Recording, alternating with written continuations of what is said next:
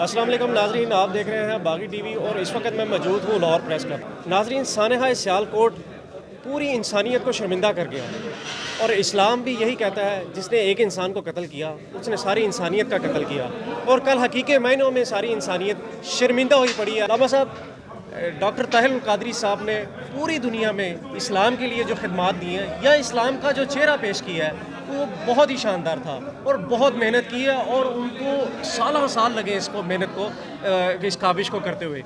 اس قسم کے واقعات ان کی محنت کہاں لے جاتے ہیں، اور پاکستان کے اندر یہ جو مذہبی تشدد جو بڑھتا جا رہا ہے اس کے کیا مسائل ہے، کیا وجہ ہے؟ بسم اللہ الرحمن الرحیم۔ ان دین عند اللہ الاسلام، اللہ کے ہاں دین سراسر امن اور سلامتی کا نام ہے۔ دین اسلام جو امن کا درس دیتا ہے، سلامتی کا درس دیتا ہے، محبت کا درس دیتا ہے، رواداری کا درس دیتا ہے۔ اس وقت جو سیالکوٹ میں جو واقعہ ہوا وہ اسلامی تعلیمات کے بالکل برعکس ہے۔ وہ بالکل جن لوگوں نے وہاں پہ قتل و غارت گری کی، اتنا دلخراش اور اتنا بھیانک واقعہ رونما کیا، وہ ہم تو کہہ نہیں سکتے کہ وہ مسلمان ہیں یا اسلام سے وہ واقف ہیں۔ وہ سراسر اسلام کے دشمن ہیں، اسلامی تعلیمات کے دشمن ہیں۔ اسلام تو کہتا ہے کہ جو انسانی جان ہے، رسول اللہ صلی اللہ علیہ وسلم نے فرمایا کہ اس کی کعبے سے زیادہ حرمت ہے۔ علامہ صاحب، میرا سوال کرنے کا مقصد یہ ہے کہ ہر بندہ ان باتوں کو بھی جانتا ہے، لیکن پاکستان کے اندر یہ مسائل کیوں جنم لیتے جا رہے ہیں؟ اس کی بنیادی وجہ یہ دیکھیں، ڈاکٹر طاہر القادری صاحب نے جب ایک ماورائے آئین قتل ہوا اور ایک سٹنگ گورنر کو قتل کیا گیا، جب اس کے خلاف آواز بلند کی کہ کسی کو یہ حق حاصل نہیں کہ وہ اپنے ہاتھ میں قانون لے کے اپنے مد مخالف کا قتل کرے، تو ایک مذہبی طبقہ ہمارے مخالف ہو گیا۔ ہم نے اس کی پرواہ نہیں کی، لیکن انہوں نے کہا کہ یہ چیز بڑی خطرناک ہے اسلام اور پاکستان کے لیے، اور آپ نے دیکھا کہ ایک سیاسی جماعت اس سے مار سے وجود میں آ گئی، اور نوجوان جو اس سے منسلک ہوئے، کچے ذہن ہوتے، دین کے بارے میں نہیں جانتے، انہوں نے ایک نعرہ پورے ملک میں پھیلا لیا کہ جو بھی ایسا شخص آپ کو ملے اس کو قتل کر دو۔ اور آپ نے دیکھا کہ جنوبی پنجاب کے اندر ایک پروفیسر کا قتل ہوا، سرگودا میں ایک مینیجر کا قتل ہوا، پشاور کے یونیورسٹی کے پروفیسر کا قتل عام ہوا۔ ہم یہ کہتے ہیں کہ ہماری حکومت کو یہاں پہ ہوش کے ناخن لینے چاہیے۔ جب آپ ریاست مدینہ کا نعرہ لگا رہے ہیں تو حضرت عمر بن خطاب نے فرمایا تھا کہ دریائے فرات کے قریب اگر کتا بھی مر جائے تو اس کا بھی میں ذمہ دار ہوں، مجھ سے پوچھا جائے گا۔ تو کیا ریاست کے والی سے نہیں پوچھا جائے گا؟ یہ جو انتہا پسندی روز بروز بڑھ رہی ہے اور دہشت گردی اور عدم برداشت روز بروز بڑھ رہا ہے، اس کے پیچھے وہ ایلیمنٹ ہے جو یہ سلوگن بطور سیاسی جماعت آگے دے رہے کہ جس کو چاہو تم قتل کر دو۔ یہ کوئی حضور علیہ الصلوۃ والتسلیم سے محبت نہیں ہے، اور نہ ہی اسلام سے محبت ہے، یہ اسلام سے دشمنی ہے، اور اللہ کے رسول سے بھی یہ واضح اور کھلی دشمنی ہے۔ اور ہم نے امن پسند جو تھے، جو اسلام کی اصل تعلیمات کے واقف تھے، انہوں نے ہر اعتبار سے اپنے میسج کو پبلک تک پہنچانے کی کوشش کی۔ آج کا سوال کرنے کا بڑا یعنی کہ میری سمجھ نہیں آ رہی کہ میں کیا سوال کروں۔ اس نہج پر پہنچ چکے ہیں ہم، ایک ریاست کس طرح ذمہ دار ہو سکتی ہے؟ حالانکہ مذہبی طبقہ تو سارا مساجد سے، کسی سیاسی پارٹی سے تعلق تو نہیں ہے جس بندے نے کل یہ عمل کیا، اور نہ ہی کسی مذہبی جماعت سے، لیکن لوگوں کی تربیت سیاسی جماعتیں کریں گی کہ مساجد خانقاہیں کریں گی؟ دیکھیے، جب جو اصول ہوتے ہیں، جو قواعد و ضوابط ہوتے ہیں، جو اخلاقیات ہوتے ہیں، جو اخلاقی قواعد و ضوابط ہوتے ہیں، وہ ریاست کا کام ہوتا ہے اس کو نافذ کرنا۔ جب یہ ضابطہ اخلاق ملک میں نافذ کر دیا جاتا اور اس کو پہ عمل درآمد کے لیے انتظامیوں کو کہہ دیا جاتا تو کسی کی جرت نہ ہوتی کہ وہ اس طرح کا کام کرتا۔ ریاست جب کوئی کام کرتی ہے، لاؤڈ سپیکر پر پابندی لگاتی ہے، یا کوئی اگر مسجدوں کو اپنے خانقاہوں کو اپنے انڈر لینے کی بات کرتی ہے، اس وقت پھر مذہبی طبقہ باہر آ جاتا ہے۔ ریاست کیا کرے؟ نہیں، مذہبی طبقہ دیکھیں، ابھی آپ نے دیکھا یہاں اسٹیج کے اوپر جو بیٹھے تھے یہ بھی مذہبی طبقہ تھا، یہ پاکستان کی کریم تھے، یہ تمام مکاتب فکر کے مدارس کے نمائندہ تھے جن کی ہزاروں نہیں لاکھوں میں فالوئنگ ہے۔ یہ وہ لوگ ہیں، یہ امن پسند باشعور لوگ اس ملک میں ہیں، لیکن ہمارا سوال یہ ہے کہ ان لوگوں کی حوصلہ افزائی کیوں کی جاتی ہے؟ جب آپ ان کی حوصلہ افزائی کریں گے، جب آپ ان کو پھولوں کے گلدستے پیش کریں گے، جب آپ کے سینئر حکومتی عہدیداران جیل میں جا کے ان کو ملیں گے تو ان کی حوصلہ افزائی ہوگی۔ وہ باہر آ کے کہیں گے دیکھیں حکومت ہمارے سامنے جھک گئی۔ آپ جب پولیس کا قتل عام کریں گے تب تو کسی نے مذمت نہیں کی، جب یہی نعرہ لگا کے पुलिस के लॉ एनफोर्समेंट के अदारों के लोगों का कत्लेआम किया जा रहा था, उनको ज़बह किया जा रहा था, तब तो किसी ने मजम्मत नहीं की, तब तो उनके खिलाफ कोई कार्रवाई नहीं हुई।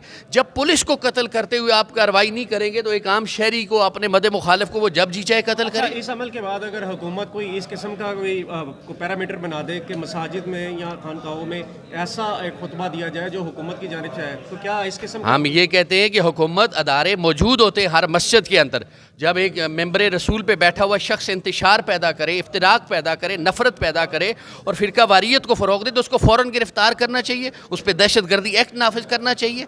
अदारे कहाँ हैं? एक शख्स अगर एक इलाके की मस्जिद में आके जुमे को सुने तो उससे क्या फ़र्क पड़ता है, और वो रिपोर्ट अपने मुतल्लिका लॉ एनफोर्समेंट के अदारों को दे, अपने थाने में दे और उसके खिलाफ FIR काटे। कोई एक शख्स बाहर नहीं आएगा। आपने पिछले दिनों देखा जब हुकूमत अपनी ज़िम्मेदारी का मुजाहिरा करती है, अपना किरदार अदा करती है और अपनी पावर को शो करती है तो कभी कोई उनके मुखालिफ पे नहीं खड़ा होता। अच्छा लामा साहब, अब ये जो कल वाला वाक़या है, आप एक इस पे एज ए मिनाजुल कुरान के एक सीनियर रहनुमा के हवाले से क्या मैसेज देना चाहते हैं? मैं यही कहूँ कि ये बहुत बड़ा दिलखराश और बड़ा अफसरदा कुन ये जो वाक़या था, इस पे हमारे दिल दुखी है, हर शख्स दुखी है। और ये पाकिस्तान के ख़िलाफ़ और इस्लाम के ख़िलाफ़ एक बहुत बड़ी साजिश थी। एक तो पाकिस्तान के ख़िलाफ़ थी और दूसरी नाम वहाँ पे जो इस्लाम का लिया गया वो भी इस्लाम के ख़िलाफ़ एक बहुत बड़ी साजिश थी।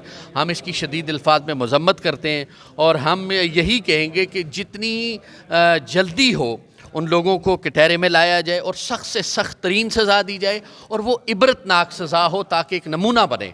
ये ना हो कि कल वो नौजवान जब जेल में चला जाए तो बाहर निकले उसको फूलों के हार हमारे वकला उसके गले में डालें, और ऐसे लोग जब आगे जाएंगे तो फिर कहाँ जो है ना अमल दरामद होगा, फिर वो कल और इस तरह कत्लेआम करते रहेंगे। तो हर एक, और फिर जो अमन पसंद लोग हैं अदारों को, हुकूमत को पैगाम पाकिस्तान की तरह उनको स्पेस देनी चाहिए और उनको मौका फराम करना चाहिए कि अपनी मोहब्बत, अमन और रवादारी पे मबनी फ़िक्र को पाकिस्तान के मुख्तलिफ़ मकामात पे हर तबके तक पहुँचाएँ। सर, कल जो सियालकोट का मामला पेश आया पाकिस्तान के अंदर, मैं बहसीत मुसलमान और बहसीत पाकिस्तानी बहुत ज़्यादा शर्मिंदा हूँ। बहसीत मुसलमान पूरी पाकिस्तान के अंदर जो कम्युनिटी है, जो माइनॉरिटीज़ हैं, उनके सामने शर्मिंदा हूँ, और बहसीत पाकिस्तान पूरी दुनिया के सामने शर्मिंदा हूँ। आप एक ऐसे पाकिस्तानी कम्युनिटी होने के नाते से कल के वाक़े को किस तरह से देखते हैं और क्या समझते हैं कि इसके पीछे कौन सी ताकतें हैं? देखें जी, ये तमाम पाकिस्तानियों के लिए ये बहुत बड़ी शर्मनाक बात हुई है। और यहाँ पर जो बातें की जा रही हैं कि ये जब वाक़यात होते रहे हैं, गुज़श्ता वाक़यात, आप उन पर गौर करें, किसी को मंतकी इंजाम तक नहीं पहुँचाया गया। इवन के जिन्होंने इल्ज़ाम लगाए वो झूठे साबित हुए और वो तो यहाँ दंदनाते फिर रहे हैं, लेकिन जो बेगुनाह साबित हुए वो दरबदर हैं। और इसमें मैं समझता हूँ कि जो रियासती जो हुकूमतें हैं, रियासत तो माँ हैं, लेकिन हुकूमतें जो हैं उनका किरदार कोई इतना हौसला अफजा नहीं रहा। लिहाजा अब ये जो कल का वाक़या हुआ है, यकीनन जितनी भी मजम्मत की जाए कम है कि एक इंसान को आपने, और अभी ये खबरें आ गई हैं कि उसने बेचारा, उसका कसूर ये था कि वो कहता था तुम तनख्वाह लेते हो, काम ठीक करो, लेकिन मज़हब की आड़ में इन लोगों ने, ये किस किस्म के लोग हैं, मज़हब को भी बदनाम कर रहे हैं। ये पाकिस्तान के सबसे बड़े दुश्मन यही हैं और इस बात का हमें मुहासबा करना होगा, क्योंकि पाकिस्तान, जिस दुख की ये बात हम कर रहे हैं आज, पाकिस्तान एक मज़हब के मानने वालों का पाकिस्तान नहीं। और देखिए जी, ये तारीख़ भी गवाह है, जितने वाक़यात हुए हैं साबित हो गया है कि किसी भी जो मजहबी अक़लियत है उसके किसी शख्स ने इस्लाम के ख़िलाफ़ या किसी तरह से कोई गुस्ताखी नहीं की। ये साबित हो गया। और कैसे कर सकते हैं? जैसे मैंने कहा कि पाकिस्तान में बसने वाले लोग जो हैं वो सब, उनका ये घर है, अपने घर में कैसे खराबी पैदा कर सकते हैं? लिहाजा हमें इस बात का यादा फिर से करना है। अब ये वक्त आ गया है। और जैसे मैंने कहा कि श्रीलंका हमारा जो दोस्त मुल्क है, वहाँ से जो आँखों की पुतलियाँ आती हैं वो पाकिस्तान के लोगों के लिए सबसे ज़्यादा दुनिया, और हमने ये इस तरह के लोग ये जाहिर कर रहे हैं कि शायद हम अंधे हो गए हैं। हरगिज़ नहीं। अब हमें आंखें खोलने का वक्त आ गया है कि इन लोगों का मुहासबा किया जाए ताकि पाकिस्तान अमन का गहवारा हो। पाकिस्तान जिंदाबाद।